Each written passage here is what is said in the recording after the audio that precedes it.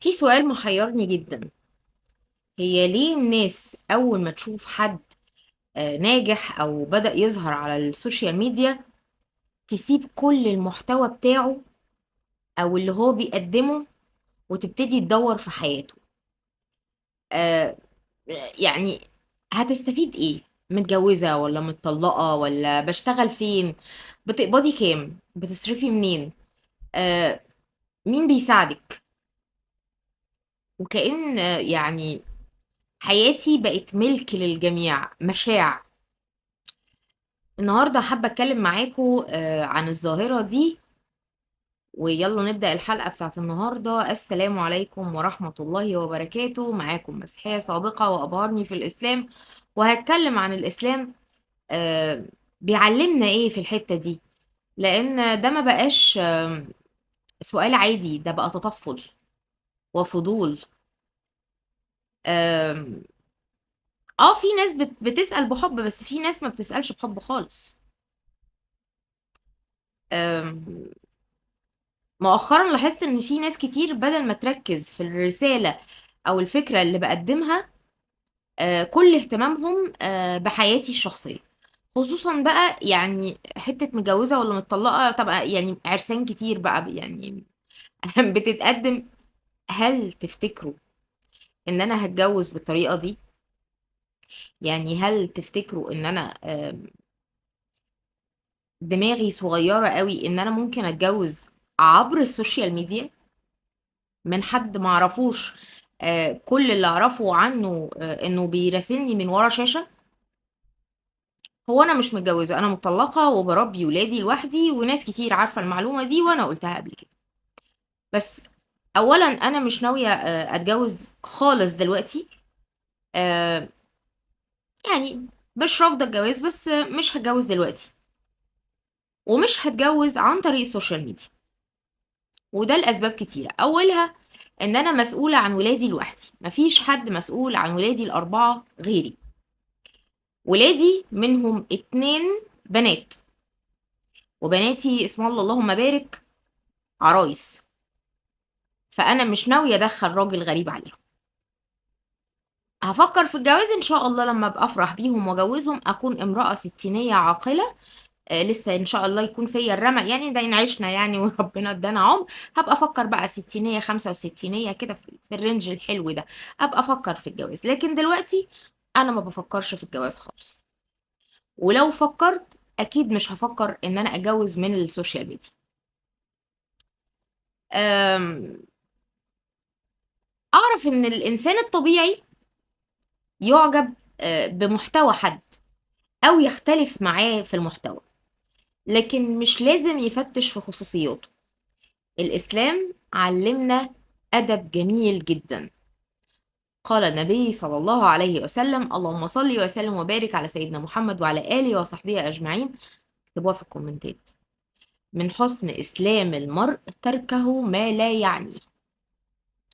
يعني من حسن إسلامك إنك ملكش دعوة باللي ما يخصكش.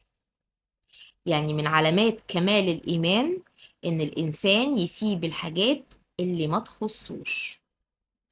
في كمان آية عظيمة سبحانه وتعالى قالها: ولا تجسسوا.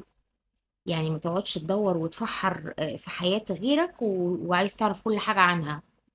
التجسس مش بإنك تراقب حد بس، ممكن إنك قاعد تجمع معلومات عن حياته الخاصة بدون داعي مالكش فيه.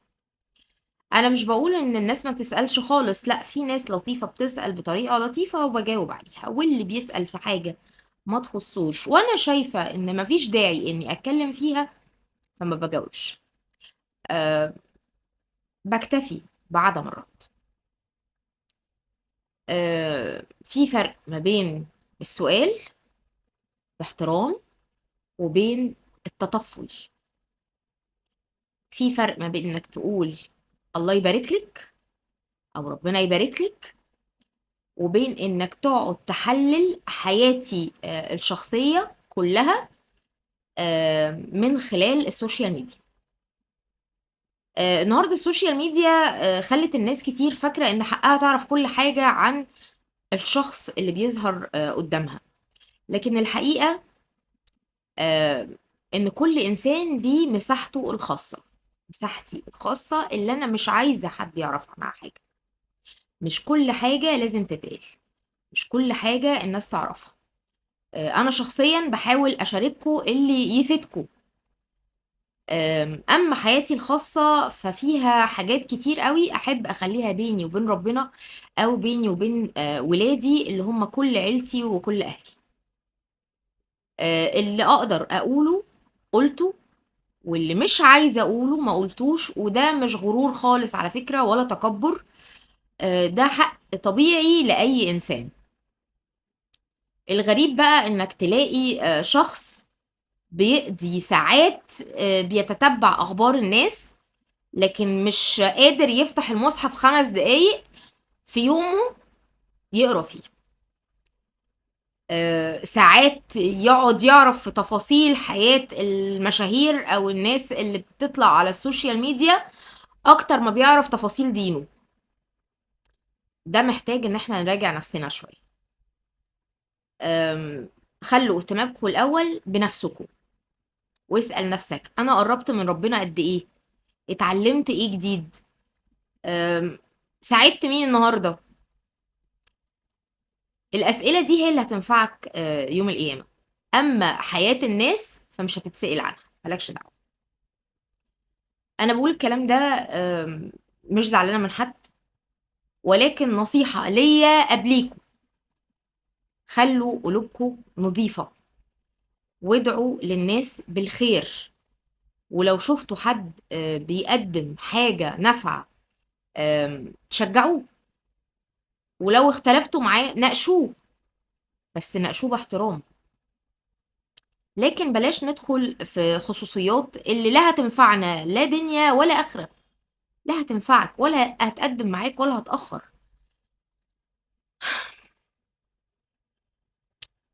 في النهاية دي مش نهاية الفيديو، دي بداية الرحلة.